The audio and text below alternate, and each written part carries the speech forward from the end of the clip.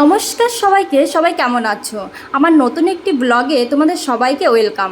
এটা আমাদের বাড়ির রাধা গোবিন্দ মন্দির। আমরা বাড়ির মন্দিরের অনুষ্ঠানের কিছু ছবি আমার ফোনে ছিল, ভিডিওগুলো ছিল, সেগুলো আজকে আমি তোমাদের সামনে দেখাবো। দেখো, আমার জায়েরা মিলে সব মন্দিরটাকে সাজাচ্ছিল। সেদিন আমার সকাল থেকে প্রচুর শরীর খারাপ ছিল বলে আমি আর ভিতরে ঢুকতে পারিনি, মন্দির সাজাতেও পারিনি। তো আমি ভিডিওগুলো করছিলাম, ওরা সাজাচ্ছিলাম। সন্ধেবেলায় আমরা সবাই বাড়ির বড়রা, শাশুড়ি মায়েরা, জেঠিমা, জায়েরা সবাই মিলে সন্ধ্যা আরতি করছিলাম। সবাই মিলে খুব আনন্দ হয়, খুব মজা হয় প্রত্যেক বছরই। তো তার পরের দিন আমরা সব নগরে বেরিয়েছিলাম জায়েরা মিলে। এটা আমাদের বাড়ি প্রত্যেক বছরই নিয়ম যে নগরে বেরোতে হবে বাড়ির থেকে।